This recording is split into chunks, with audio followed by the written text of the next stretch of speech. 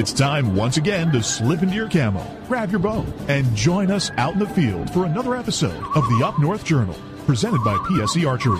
The Up North Journal crew is knocked and ready to rock for another exciting adventure. So let's step outside and hit the trail.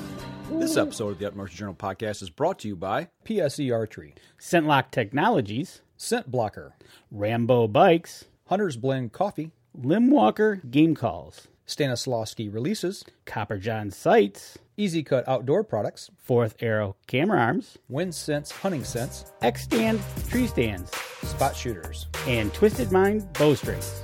And don't forget you can catch us in syndication at 2 p.m. Eastern Time on goodtalkradio.com. Hey everybody, welcome back to another episode of the Up North Journal. I'm your host Mike Adams, sitting in a cold cabin tonight with Dan DeFaw as he's texting and typing and sharing away. So it's a cold week here in Michigan, but we're thinking already head into the fall here. We're thinking about deer hunting. So are you about done there? Last one. Okay, come on. Danny's got so many friends he has to share with everybody, I guess. I don't know. It's taking him a half hour here to put all these in. So Doug Gillervay, he says, finally got to catch the show live. Good, man. Glad you're in the house tonight. So, all right. Well, I tell you what, since we're already looking ahead, we're talking about deer season. Why don't you go ahead? Let's introduce the guest and let's just dive right into this. Actually, this is something you thought of or caught wind of. Yeah. And then all of a sudden, he just joined in on the live Facebook the week before ATA. Right. So without further ado, let's just go ahead and get Deane Elliott in here. Deane, what's going on tonight, man? How you doing? I'm doing well, guys. How are you? Oh, we're doing great. Well, we need some warmth, but other than that, we're doing okay. But I hear you. You're down in West Virginia, or no, you're down in Virginia, not West Virginia. You're right. down in Virginia, and back before ATA, I ran across some of your products, and everybody knows I want it's things that make you go, huh? So, but and all of a sudden you're chiming in via one of our friends, Josh Hagerman, right. who shared it with you, and then all of a sudden we had John. So we thought, what better way to talk about it than to actually get you onto the show and let you explain some of these things for us. Yeah, right. So, but without further ado, let's kind of dive in here. The one product that I think everybody could use is the Gutcheck system or the Gutcheck wipes that you developed. Talk a little bit. I mean, obviously this is for archery, but how did that all come about? Good. Yeah. So I was hunting with a good friend of mine named Jeff, who's a really good shot with a bow. And we were down at my hunt club down in Charlottesville, Virginia. And he shot a deer, and we started tracking it. It was like a 7-yard shot, a little chip shot for him. Okay. Which, we know is never a chip shot. But Right. He's steep angle. The deer kicks, runs away, and he thinks it's just done. So we start tracking, and lo and behold, we lose the blood trail, and it just dried up. And so we started doing a broader search and doing circles and looking all around, and ultimately we found the deer, and the chest was splayed open and was plugged with the guts. And I just thought to myself, at that time, there's got to be a way to determine whether or not an arrow has passed through the digestive tract of an animal. And that's sort of where it all started. I went back to my tree stand that afternoon and made a little note on my iPhone and said, digestive indicator or pH indicator for an arrow. And that's where it was all born. Well, looking at that, is this like an area of expertise that you've got experience in or a job in? I mean, to think Right. about those things, I mean, we all sit in our stands and we go, what if, and you think about things, but, Sure. Is that where your expertise is in background like this? Well, I'm really fortunate and blessed to have spent a career in patent research. And you tell people that, and they tend to shake their head and say, oh, and not really understand what that is. But for 30 years, I was basically, when people invented things, whether they are individuals or corporations, they would have a patent search done by a professional patent researcher like me or somebody that worked for me. So I started doing that at a law firm for 10 years. I worked there as a patent and trademark researcher, and then had my own company for 20 years doing it. So I guess you could say, daily the subject matter of what I looked at would change. It could be something, my background's electrical and mechanical. So, Okay. Basically one day I could be looking at a fishing lure. The next day I'm looking at a hydraulic circuit for a combine, the full gamut of things, or some sort of electrical system. So they say about patent searchers, they know a little bit about a lot. And so I guess master of none. Okay, I got you. I mean, that's what they say about farmers. They're a jack of all trades, master of none. That's the right. way my grandfather was. But Sure. so what I did beyond that, after I had this idea, I wrote a description of it, and very high level, just more or less conceptual.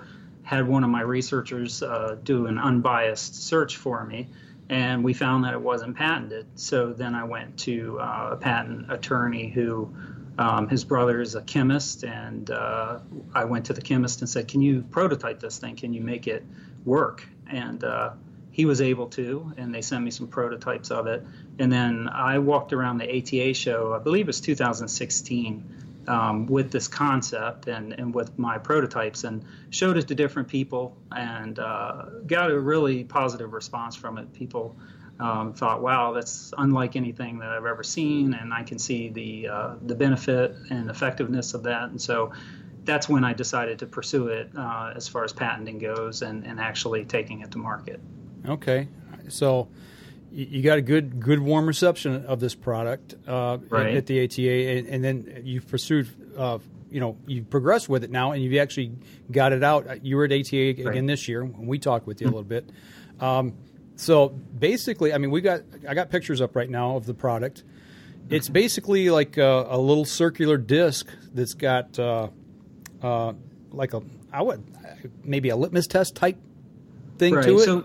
So the first product that I came out with was the wrap. Okay. And the wrap basically has a pH sensitive material printed on it, and then next to the wrap is a section of absorptive material, and then on each end is a reflective material. Okay.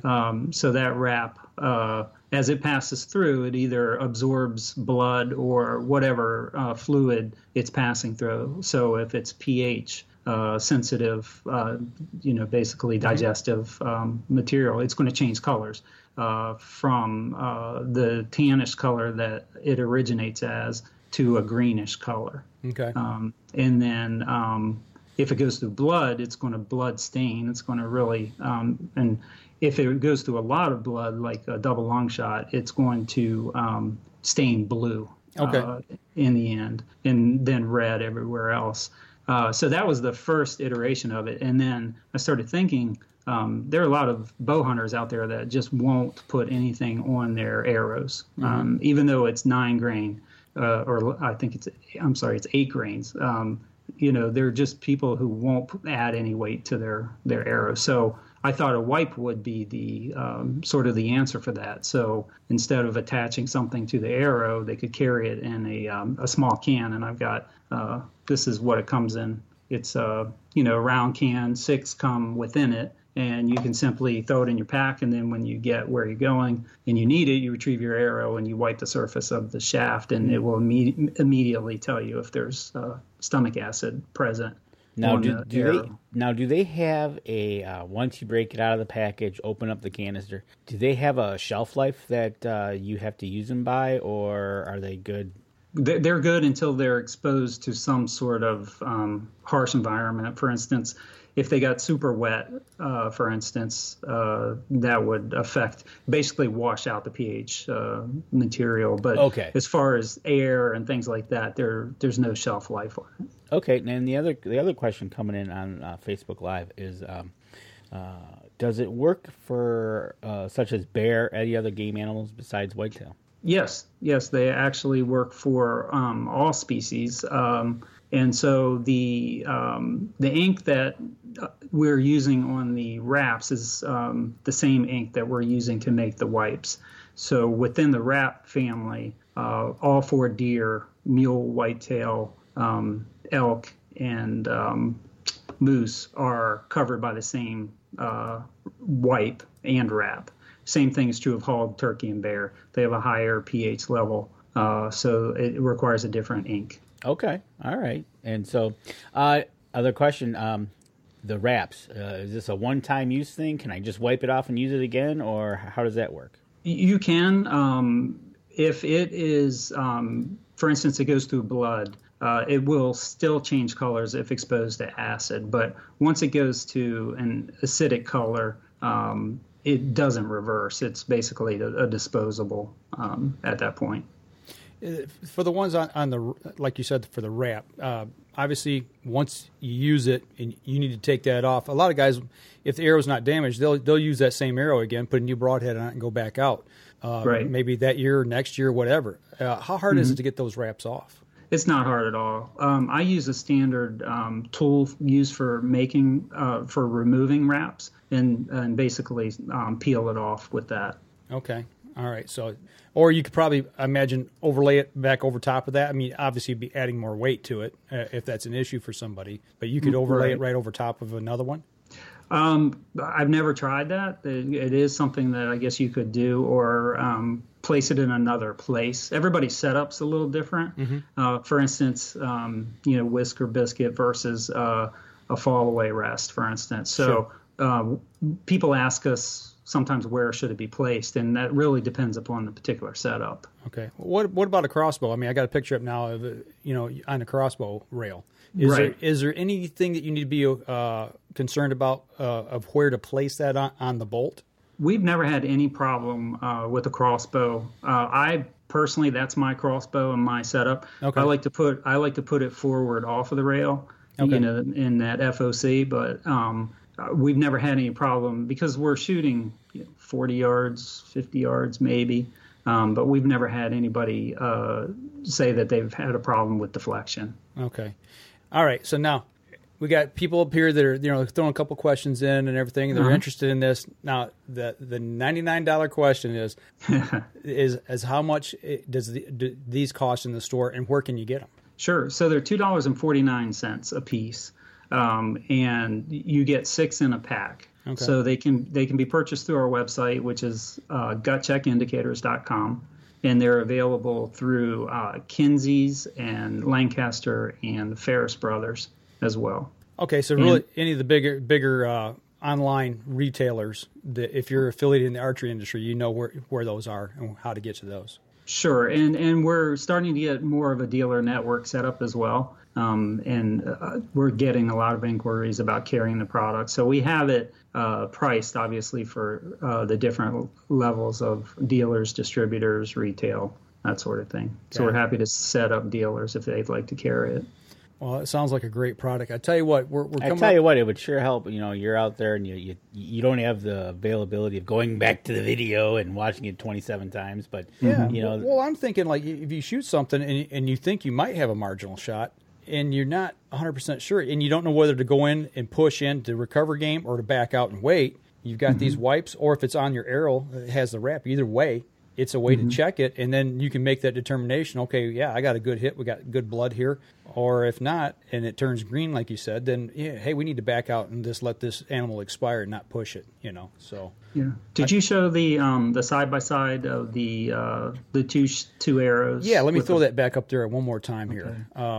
Yeah, that like you said, the picture you got with the two, the one on the right is the full, I guess a double lung, all blood, yes, and the one on the left, you put it through the gut, and you can tell the difference on the wrap itself. Yeah, absolutely. Right. And those were actually shots that I took, and the one on the left, the one that was gut shot, I had no idea that I got shot at. It was a 20-yard shot, but I pulled it just. Plain and simple. I pulled it a little bit, and it kicked when I hit it, and it ran away, and I thought, okay, that's a good shot. And when I retrieved the arrow, I knew immediately. I looked right at it. I said, oh my gosh, how did I actually gut shoot that? And I had a video camera, but when I went back and looked at it on my phone screen, it was still hard to tell exactly where I'd hit it. So Well, a lot of times they'll jump the string and they'll wheel and they'll start to turn and turn away from you. I mean, and it happens so quick. A lot of times you really don't have a good indication of where you hit. You think you hit it good, but maybe you didn't. So anything to help out in the field, because it happens so fast that like you said, you pulled. You didn't think you did, but in reality you did. Mm-hmm. Right. And today's bows and crossbows are shooting so fast that it's really difficult to try and track anything with your eye when you're in the moment. Right, exactly. Like you said, these new bows and crossbows, these arrows are zinging along. Well, before we go to break here, I got the picture up too about the glow wrap, the fluorescent on the wrap. Talk a little bit about that before we go to break here. Sure. So we wanted to make it not just a pH indicator, but we wanted to make sure that it was highly visible. So we sought out the highest reflective material that we could find, and still have it be light and work for our application. So we went out and got this material and just are amazed at how bright it is.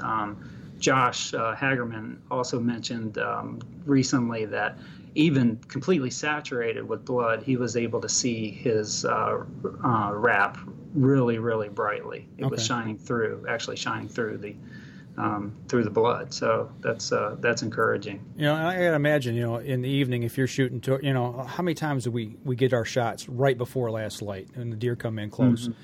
And you take that shot and you sit and you wait, you wait that half hour, 45 minutes, whatever you think it is.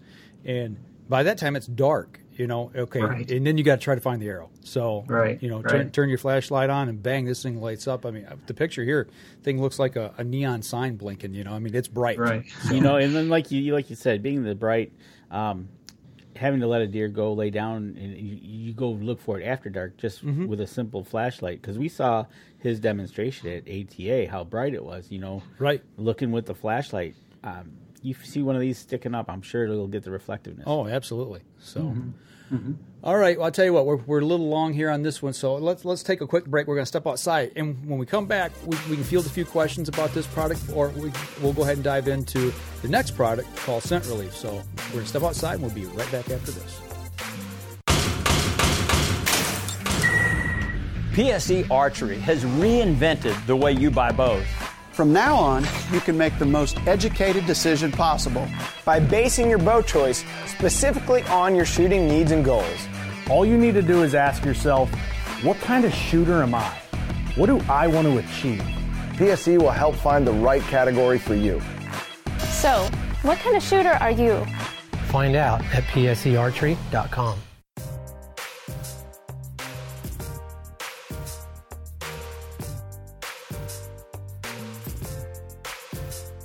Welcome back. Second segment of the show. We're still talking with Deane Elliott, and he is from Virginia, and we're talking about Gutcheck. Gutcheck, and you had a question. You actually got two questions now. Okay, the first one is, what about like skinny type arrows like the Victory VAPs, the wraps? Do they come in different sizes? So we currently only offer one size, and I have talked to some people who have talked about trimming the indicator. It won't affect it if you do trim it, but right now it's currently available in one size, which is, I believe, the common size that most standard arrows are. Okay, so standard arrows, if you get into the small the SDs, it might be a little bit of an issue, but you can trim those up. Another question from Vivian Adams. Relation to you? Nope, not that I know of. When using the wipe, do you apply on the arrow before or after? So when you're using the wipe, you retrieve your arrow, and then you simply wipe the surface of the arrow or bolt with the wipe. And whatever material is present on the on the arrow or bolt is what you're going to see reflected on the wipe. Okay. All right. So you're not treating the arrow at all. Yeah, you're simply retrieving it and wiping it and seeing what matter is on the bolt or arrow. Oh, great question, Terry. Oh, yeah. Yeah, Dan's brother's got a question here. So can you pick up blood that's on the ground and test it in the same way with the wipe? Yes. So that's a question we've been asked. If you were tracking and you found a pool of blood, you could dab the pool with this. And if there's pH present in the blood, it would show on the white. Excellent question. That's a good idea because you might not be able to get your arrow back. Right. Especially if the deer took it with them. Right. That gives you definitely a good option. So absolutely, definitely an option. And that's one of the things that, like we talked about in the other segment there. It happens so quick that the arrow might be gone. It gives you some kind of direction to start thinking about and which way to go. Mm-hmm. Right. That's awesome. All right. Okay, we got a couple people talking about maybe our audio is just a touch low, so I bumped it up there just a tad. So if we're getting a little overmodulation, let me know. Doug's asking the price. One more time on the price on that. So the wraps are $14.97 for 6 retail, and the wipes are $10.97 retail for 6. We also offer just a purely reflective wrap as well. That was the one on the back end of the bolt that you were showing earlier. So there's no pH property to it. It's simply a reflective wrap. Okay. So if you want something to be able to find your arrow later, like we were just talking about with your flashlight, then you just got the wrap that's just got the glow material. Absolutely. Right. Mm-hmm. Okay. Cool. All right. How about we get on to the next product he has? The next product. Okay, Danny, go ahead. I got to take care of something here while we're doing that. So besides Gutcheck, there's another. This is the one actually I think Mike came up of just hearing about, and he said, and I'm like, right, and then that's when you came on, and sure. But scent relief, interesting. Right. Talk about it. Well, so while we were developing the wrap, I was working with the chemist down there. I had been, I don't know, I have a problem. I try and figure out a way to solve it. So I'm sitting in my tree stand one day, and I have that problem that we all have. Right? I need to relieve myself, and I'm a coffee drinker, as a lot of people are, and you may have to do that a little more often if you are a coffee drinker. Amen. So I'm thinking, the standard answer is, some people just let it go and don't think twice about it. Some people go in a bottle, and I thought, wouldn't it be neat if we could actually convert this human urine into an attractant for deer? So I know it sounds crazy, and but I thought maybe there's a way to make this happen. So I emailed the chemist, and I said, this is what I want to do. And he basically wrote back, it's probably doable. It's just not my area of expertise. And the guy is brilliant. He's a PhD chemist. And I said, okay. So I kind of tabled it a little bit. And I was working with Don Bell as a consultant, a marketing consultant on the wraps on the Gutcheck line. And Don has been, he's the former owner of Code Blue and Top Secret. He, I believe, was bottling Tinks at one time. So I forwarded the email to Don. I think it was right after the ATA show last year. And I said, hey, Don, I'm going to send you an email, something I came up with, and I want to see if it's doable. And I forwarded it to him, and he got back to me. He said, this is doable. Believe it or not, I know the chemists, the specialists in this field. I've worked with them over the last 30 years in the various brands that he owned, companies he owned. And so we went to his chemist, and he came up with, it's a 2-part solution. The first thing is to neutralize the urine, capture it in a bottle, neutralize it. And then the second part is to add an enhancer or a modifier, which basically converts it from, its carrier stage into either an attractant or an animal scent. Okay. Again, like we talked about, he was up in his tree stand wondering things that make you go out in the tree stand, right? I'm a coffee drinker. Everybody knows that. Mm-hmm. I mean, I have my Hunter's Blend with me in the stand. Mm-hmm. And I, honestly, this year I was in the stand, and I'm like, I'm freezing to death. I need to stay warm, so I'm drinking my coffee. And all of a sudden, guys at our age, it hits a little quicker, and I'm like, oh, come on. Really? It's prime time.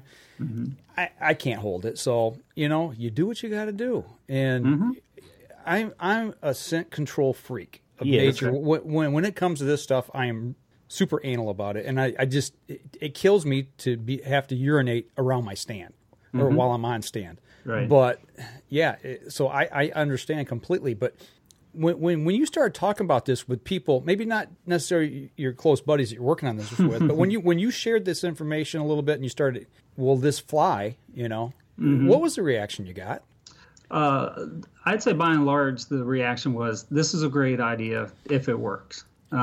Certainly there are skeptics. There are people who just think there's no difference between deer urine and human urine. And that's a tough thing to change for people. If you believe that, then this may not be the product that you're going to believe in. But as I've told people, it's one thing to go and to have a zero effect on your environment. If you believe that that's what's happening, you're not affecting the animals, that's great. But I have yet to meet anybody who can make their urine smell like whitetail estrus or a tarsal buck or apple for that matter. Right.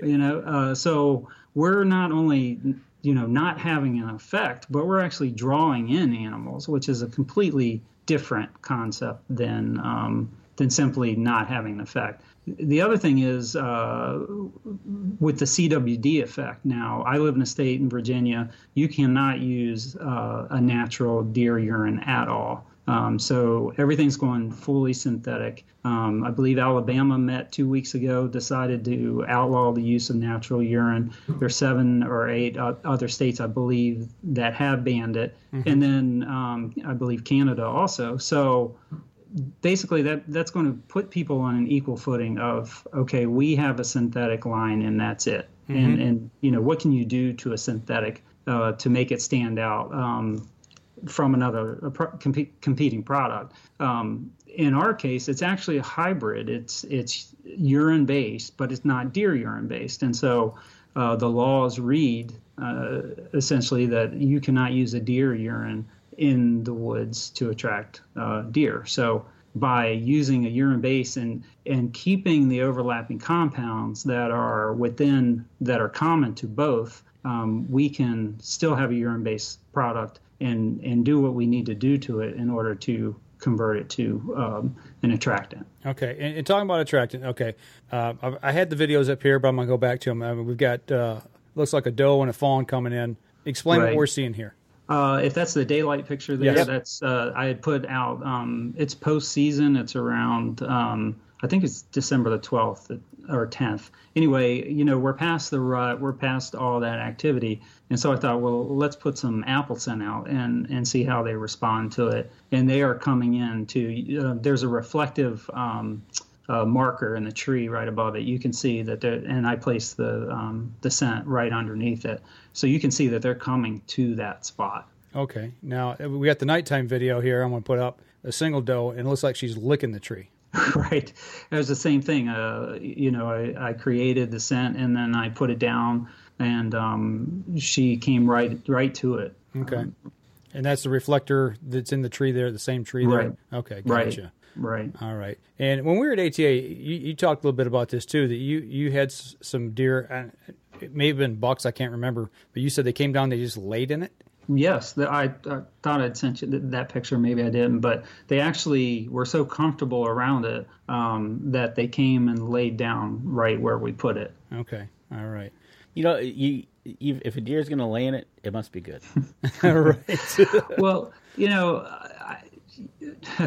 it would be one thing if I was just some guy who said, "Hey, look, I've got this wacky idea. Trust me, it works." But I'm working with a guy who has a reputation in the industry, in Don Bell, and he wouldn't stand behind the product. We put 100% satisfaction guarantee on it. We wouldn't do that if we thought it was snake oil or we didn't think it worked. I was just about to say that, because this industry, being as small as it is, you get that moniker hooked on you, right? You're basically done. So you've got the scent relief bottles here. How big are they? How much are they? And where can we find them? So the scent relief bottle is 21 ounces by design. we may have talked about this before, but according to the internet, which is always true, the average male goes up to 16 ounces during one time. So we left a little airspace in there because you drop in the neutralizing powder, and it does a little foaming and fizzing, so we left some space in there. And then you add the enhancer modifier. The product, depending on whether it's the tarsal or the attractant family versus the cover scent family. The attractant family is $14.97. You get the bottle, you get the neutralizer, and then whatever enhancer you're adding to it. And I'll add that in that you're creating up to 16 ounces of usable attractant that has a week-long shelf life, and it's $14.97 for 16 ounces, up to 16 ounces. And a premium brand, you get maybe 2 ounces, an ounce and a half for the same money. Yeah, I was just about to say the price point that he's coming at for up to 16 ounces, that you get these might be a little glass bottle that right. You might be paying that much more money or more, right, for 2 ounces, right. Now, we talked about this a little bit at the ATA, but so you make a bottle of this, and maybe you don't want to dump the whole bottle out on the ground. You want to say, like, is like a temperature range that you need to store this in to be effective, or just seal it up and hang on? Just to seal it up, right? Okay, right.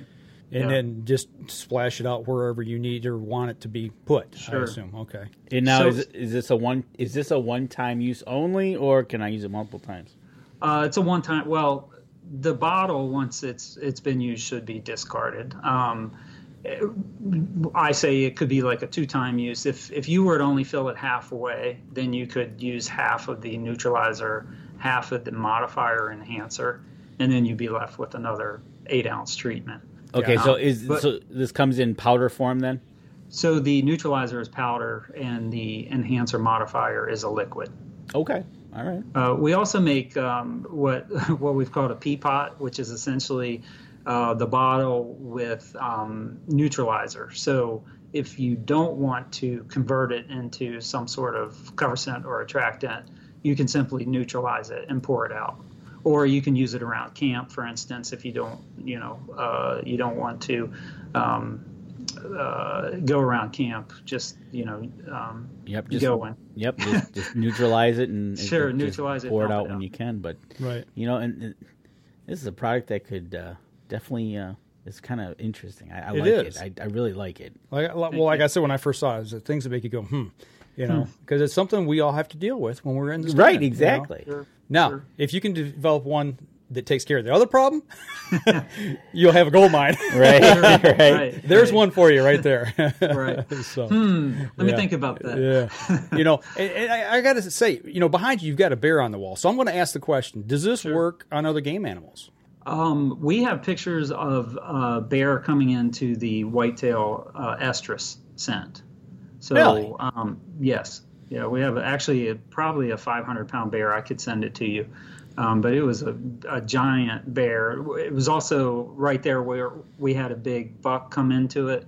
And we later, it was down our club, then we killed it. But other animals, foxes, raccoons, all sorts of animals come into just the estrus smell or just doe, because I think they see that as a safe community, basically. Okay, I was thinking more like the apple smell, but you took it to the other side with the lure as well. Yeah, he did. Wow, interesting, very interesting. Yeah, we haven't tested for bear specifically with apple, but I suspect we could basically convert it to any smell we want to for any species and have it work. Okay, well that's like I said, this things make you. This is definitely an interesting product, especially with CWD coming to the forefront so much now, and what we're going to have to deal with urine based attractants that we use out in the field now. Like you said, with states that are actually going to start banning some of those things, even if they are ATA approved. Some state agencies are saying no, we're just not going to deal with any of it. So, Virginia won't. It will not let you use even an ATA approved. That's urine. Something that we're going to all have to probably deal with here at some point in the future, near future. For bears, jelly donut.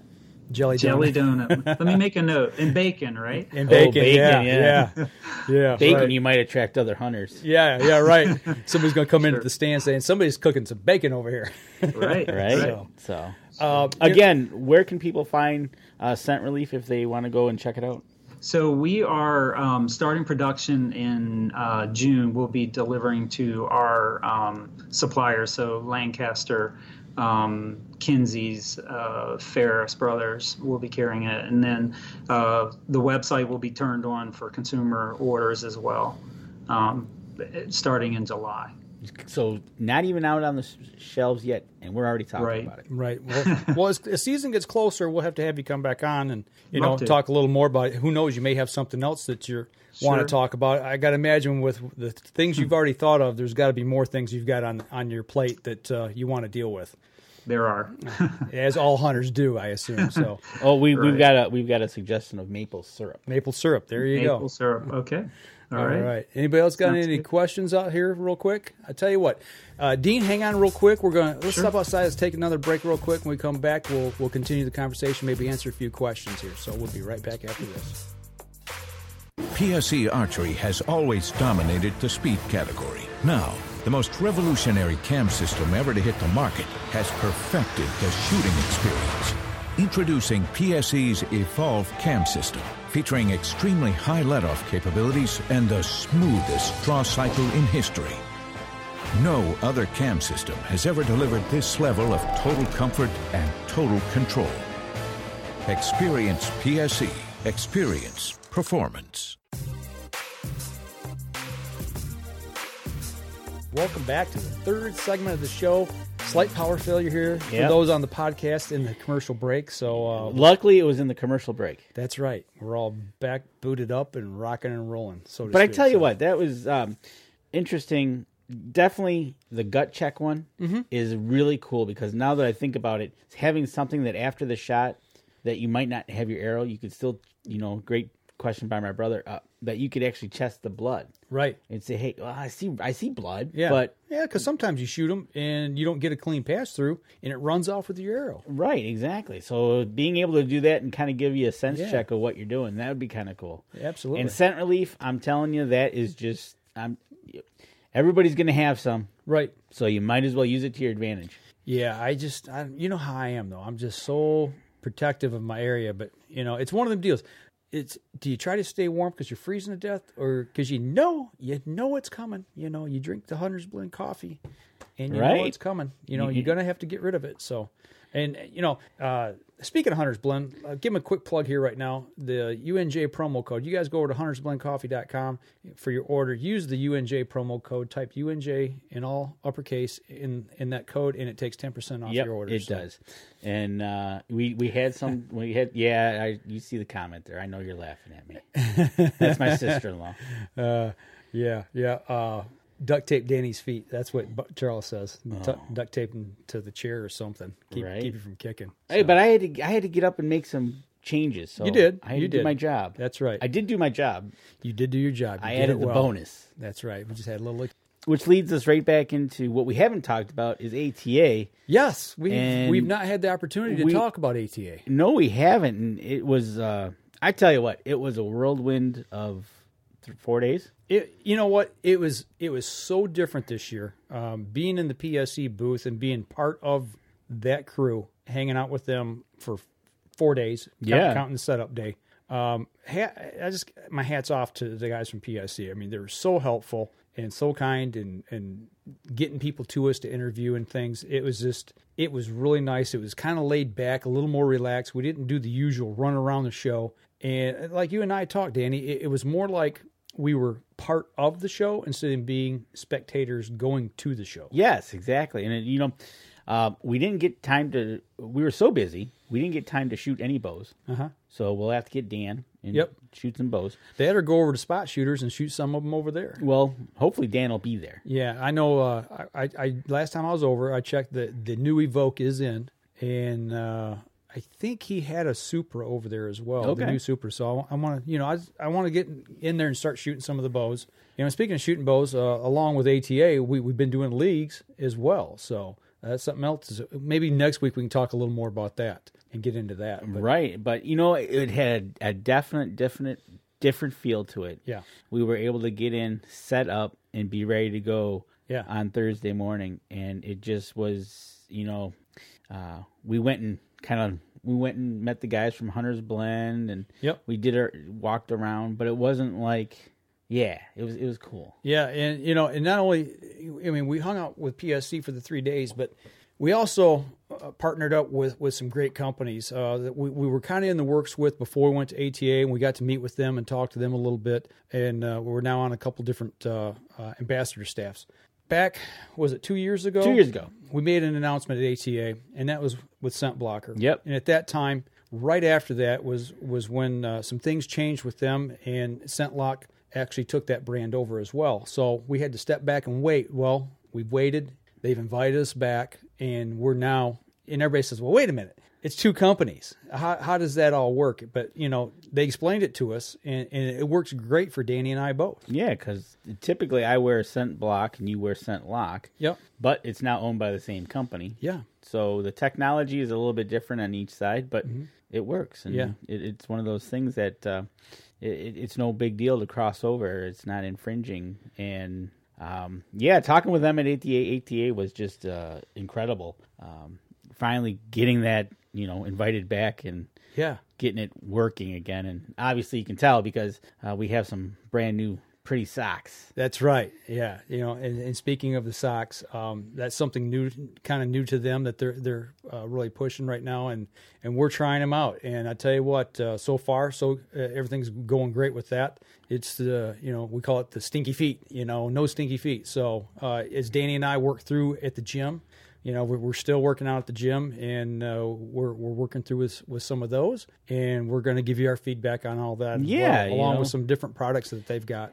And not just my point of view, but I gave some to my daughter's girlfriend, Gabby. Yeah. I said, she works out too, so I said, here, you're going to try these and have a woman's side of it, so it's just not, hey, you guys are from the company, blah, blah, blah. Well, my daughter's husband, he has stinky feet. He works in a kitchen as a part-time job, and I'm sorry, but Austin, he got some stinky feet, okay? But, he saw this, and he's first thing is like, can I have some? Can I get some from here? Can I buy some? I'm like, sure, yeah. So I sold him a package of mine, and the first time he come back to me, I said, well, what'd you think? He's like, dude, these things are awesome. Really? Yeah. That's awesome. So it not only does it help take care of that problem and try to minimize some of that foot odor, but it also, they feel really good on my feet, and that's what I like. They do feel comfortable. Yeah. I've been using them exclusively at the gym. Yeah. The pair that I have at the gym, I haven't washed them all week. What? That's part of it. That's part of it. Yeah. I'm trying to basically ruin these, right, and see how much they can take or they can't take. And right. So far, it's been I've worked out.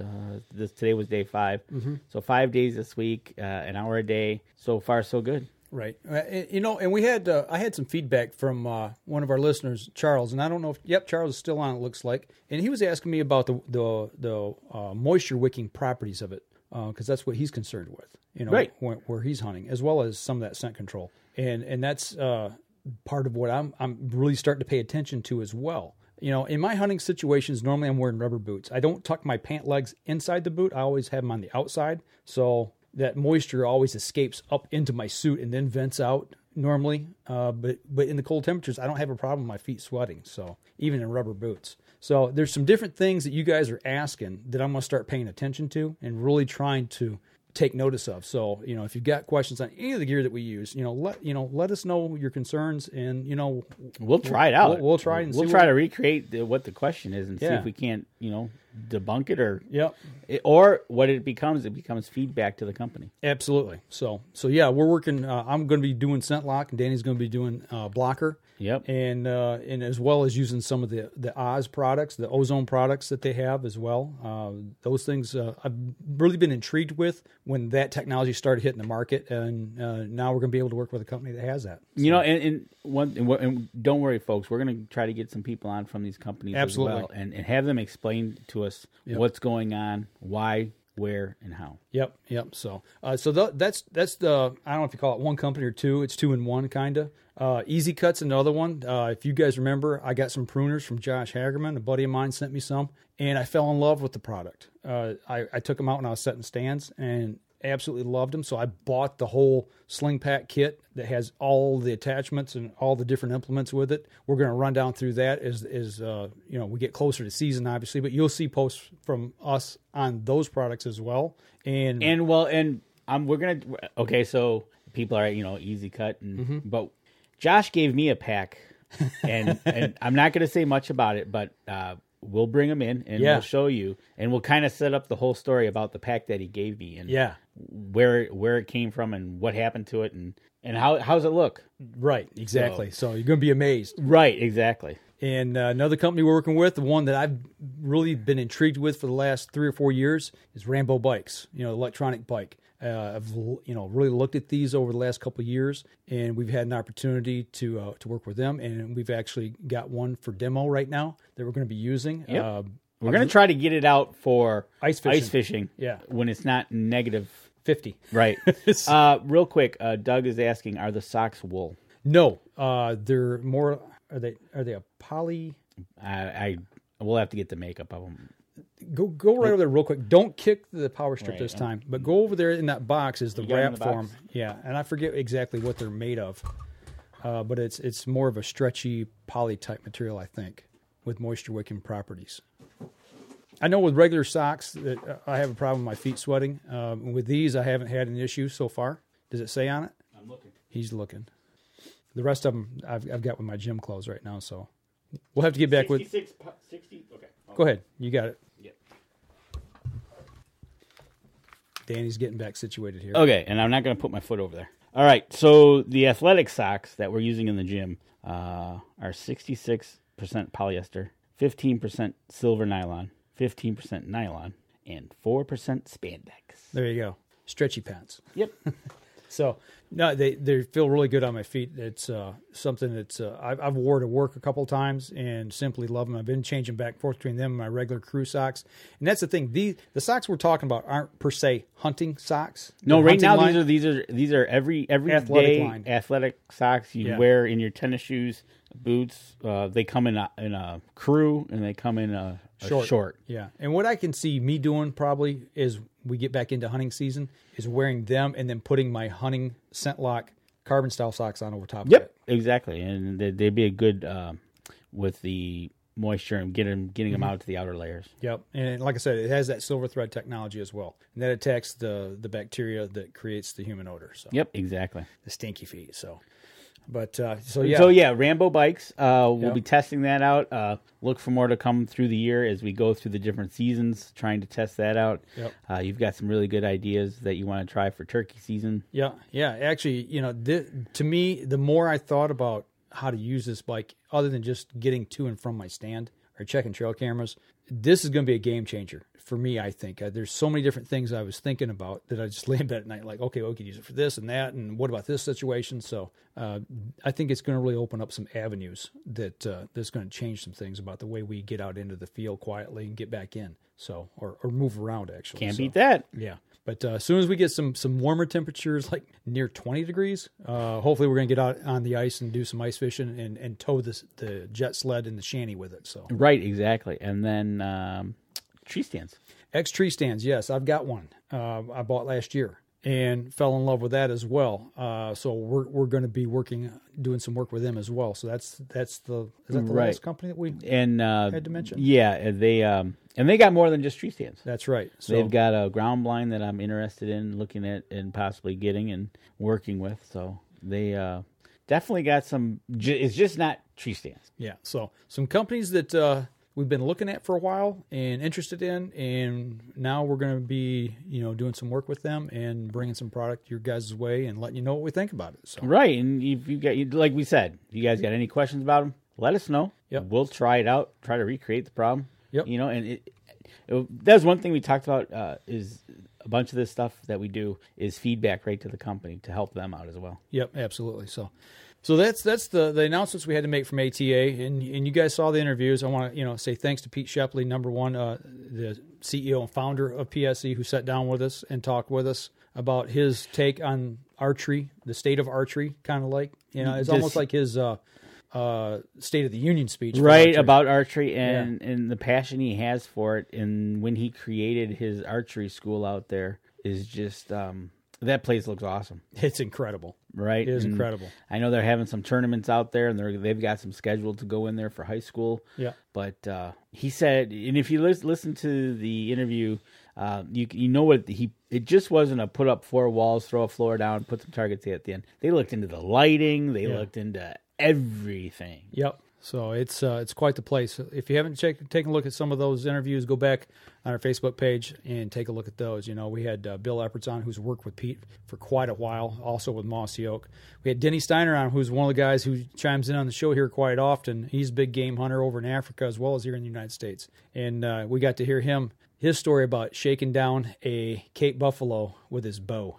And I mean shaking them down and making them move. I mean, that's pretty cool, pretty wild. And then we talk with. We never did find tethered at ATA, did we? No.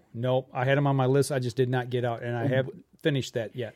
So literally, for being part of the show that we were, we literally were working right up till 4:00 the last day of the show. Right. I mean, it was like we were making some rounds that we had to make just to make sure we hit some people, and it was like, hey, we got to get out of here. Right, and get back home. Right, well, that was another story. But and Pedro D'Amporo, that interview was phenomenal. Talking with him again from Kuyu, that guy does some serious mountain hunting. I mean, that's just the only way to describe it. So get over and check those out. I want to say thank you to all of those guys who took time to sit down with us. One of the guys we hope to get a little more familiar with is Eric Springer from Stans. I was just about to say, if you see the interview, he talked about a release. If you're not the thumb type and you're more of the trigger, the trigger type, he's got something. He's got something that is really incredible.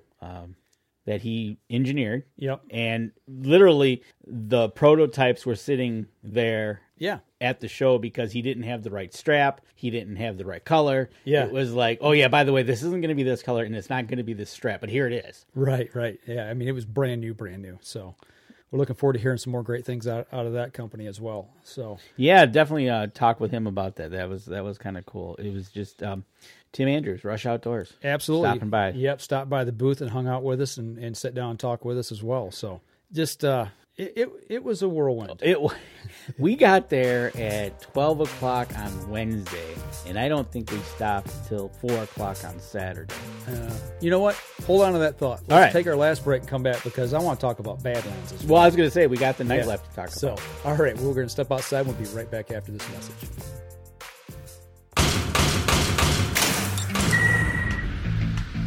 Acceleration is part of PSE's DNA. PSE pioneered the speed movement. Now they've developed the vapor category to help you find the most powerful bows on the market to fit you. High speed equates to intense power and building the momentum you need to be successful. Are you a vapor shooter? Find out at psearchery.com.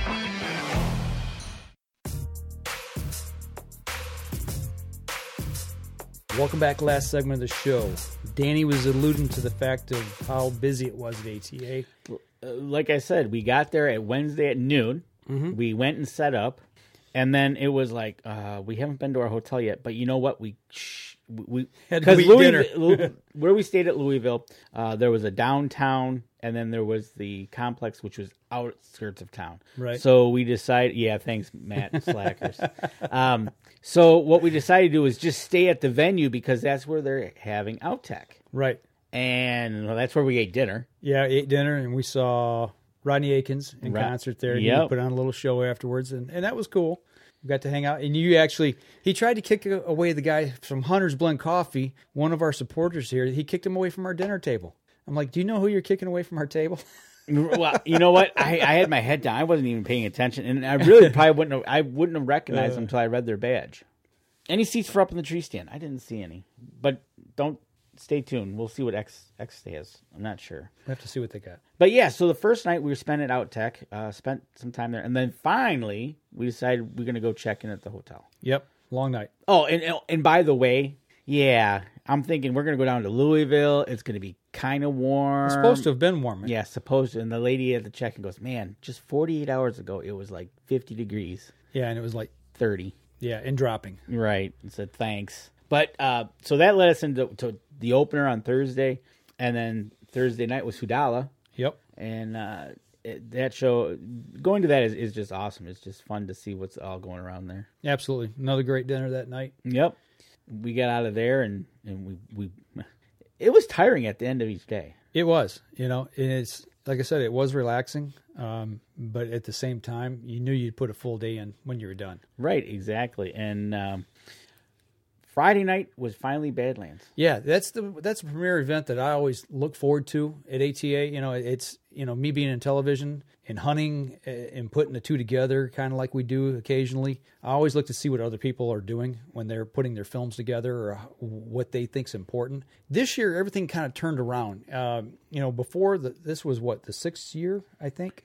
On our 5th year, we've been to it. Yeah, I think so. That sounds about right. We only missed the very first one, but the first 5 was always pretty much the same group of guys and gals with the films. This year, there was only 2 participants in it at all that was from last year. So it had a lot of new faces, a lot of new concepts, and it was more, the films were built around friends, family, and just the joy of getting out and hunting versus a lot of kill shots. There was those in there as well, but it was, most of those films were focused around those things, or maybe even conservation and giving back. So it was a real fresh of breath air going to Badlands this year and seeing the way the whole film festival was kind of making that transition away from just, kill shots to something else. And that's a funny thing you said that, because we had an interesting conversation after that at dinner, which was 10 o'clock at night.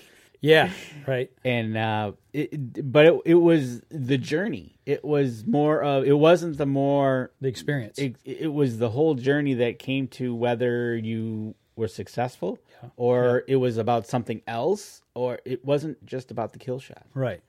And truthfully, I think that's kind of where we as outdoorsmen and women that's one of the reasons we do what we do. And obviously we want to put meat on the table. It's the thrill of the chase and that ultimate moment when we take that shot. But it's also about the people we surround ourselves with. Right, exactly. The struggles we have getting to that point of pulling the trigger and just all those things culminating together. So, nice. and you can go see all these videos. I think they released them on YouTube. Oh, they already have? I think. Okay. You can go check, but check them out on YouTube. And like the girl's video was all about her dad and the success that her dad had. And Chris Kreiner is absolutely right. ATA is a crazy show. He hopes he can make it again sometime. You can walk and walk and walk and still not see everything. Absolutely. Matter of fact, you're right. And I got to talk to our Rebel 6 friends over there. Yeah. Whatever happened with that? Oh, yeah, I got some more talking to do with him. We need to get him on the show. We are. Good. I'll talk with him, and then we're going to get him on the show, and he'll probably make the trip up because he is just north of us about 10 miles. Okay, right on. So he's here in the area. Yeah, he's close by. Good. Bring him over to the studio here. He better bring some food. That would be nice. Right? That would be good. We're going to make a deal out of that. But yeah, and then that was Friday night, and then we still had to get in on Saturday, which we thought was going to be just a nice, easy into the... Wrong. Which this was a cool part. The guys at PSE being really nice that they were, again, interviewed Hess. Dennis Hess. Dennis Hess. Yes. Great story between him and his co-partner, how it's all started, becoming, we think, one of the top 10 dealers for PSE, how that all got started. Archery School of the Rockies. You modeled the hat for him. It was beautiful, too. Have you noticed that the top of that hat is actually a target? I really haven't paid attention. Is it? Yes. I'll have to bring it in next week and show you. And yeah, it's okay. It's a target. Oh, great. It's a target, yeah. It's pretty cool. So, any exciting after-hour stories you can talk well, if we can't talk about them, we're not going to bring them up here.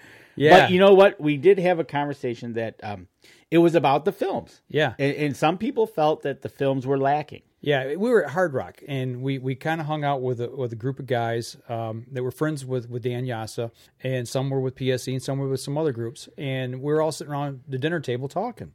And, you know, being that Danny and I and a couple of other guys were kind of the older of the group. We were. You know, and then you had the younger guys, probably in their mid-20s-ish, and they really wanted to see the kill flicks. You know, that was their interest, where us older guys were more in tune with that journey and that progression of friends, family, and the whole conservation, the whole story. So it was interesting to see generational expectations of what was supposed to happen. In the films. They made mention that some of they just didn't go far enough. And Yeah. well, it didn't have the kill shot. Well, that wasn't the point. Yeah. But it, like you said, it was great to have that conversation.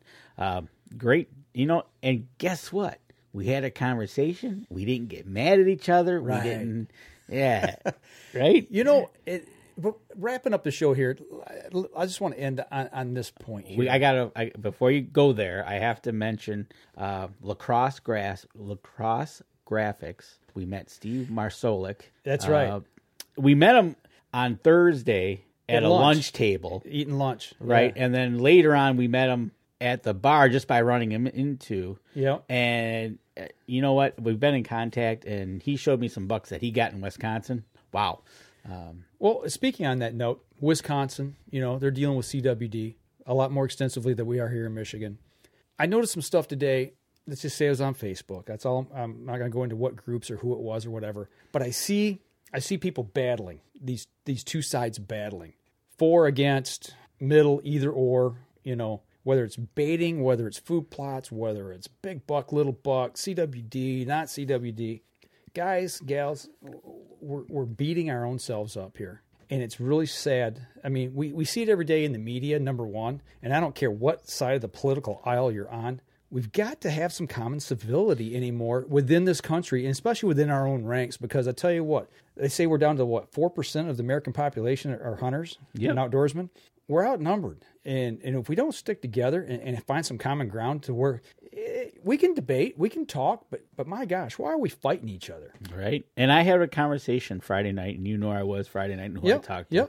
Had a different look on it, and I think his look is spot on. Yeah. And hopefully down the road we'll be talking with him. We'll have him on the show. But Matt Howard, ATA is where I had my very first glass of Jim Beam. It must have been okay because he still remembered it. That's right. It must have been one glass and not multiples. So that's right, Doug. Stop arguing and go hunt. Absolutely. Well, speaking of that, I think we're going to wrap up the podcast right now. We got to get to the archery range, and we've got 45 minutes. 45 minutes, and it's a good 30-minute drive from here. So we're going to wrap up the show. That'll do it for us this week, folks. We'll be back again next week. Don't forget, share the show. Tell your friends, tell your family about us, and have them join us next week here on the Up North Journal. Y'all take care until next week. And don't forget, you can catch us in syndication at 2 p.m. Eastern Time on goodtalkradio.com.